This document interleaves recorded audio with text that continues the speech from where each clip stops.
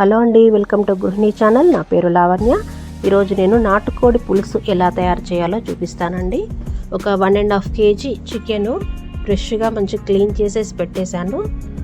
Onions cut చేసేసి దాంట్లో కొంచెం కొబ్బరి, ఒక హాఫ్ కొబ్బరి ముక్కను వేసాను కట్ చేసి. ఇవి మన బగారా మసాలాలు, ఇలాచీ, లవంగ, పట్టా, సాజీరా ఇవన్నీ వేసాను. ఒక 2 బిర్యానీ ఆకులు వేసి మిక్సీ పట్టేశాను. ఈ కుక్కర్లో ఆయిల్ పోసుకొని చక్కగా ఆనియన్స్ వేయించుకోవాలి బ్రౌన్ కలర్ వచ్చే వరకు. తర్వాతకి తగినంత పసుపు వేసి కలుపుకోవాలి. ఇప్పుడు అల్లం వెల్లుల్లి పేస్ట్ వేసుకుందాం 2 స్పూన్స్.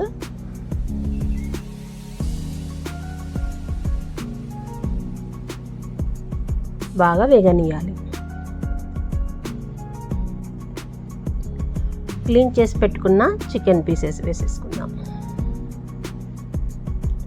నాటుకోడి కాబట్టి చాలా విజిల్స్ రావాల్సి ఉంటుంది. మనకి గిన్నెలో ఉడకదు కదండి.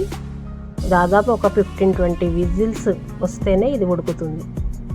ఇప్పుడు ఒక 3 స్పూన్స్ 4 స్పూన్స్ వేసుకోవాలి కారం, ఎందుకంటే ఘాటు ఎక్కువగానే పడుతుంది.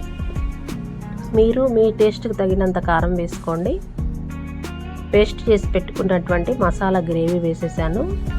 దీంట్లో కొబ్బరి, ఆనియన్స్, బిర్యానీ మసాలాలన్నీ కలిపి వేసాను. చక్కగా కలిపేసుకొని కొద్దిసేపు ఉంచాలి. కొద్దిగా వేగనిచ్చాక చూసారా, ఇలా వేగనియాలి. తర్వాత ఇప్పుడు సాల్ట్ వేసుకుందాం. 2 స్పూన్స్ సాల్ట్ వేస్తున్నాను.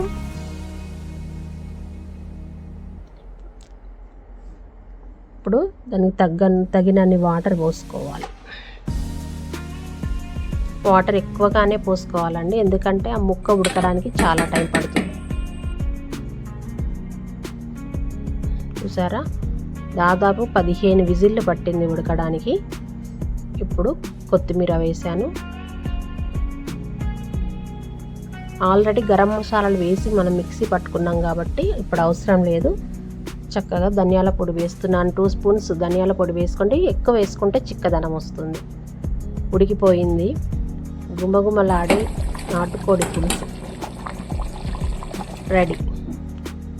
గృహిణి ఛానల్ షేర్ చేయండి, లైక్ చేయండి, సబ్స్క్రైబ్ చేసుకోండి. Thank you.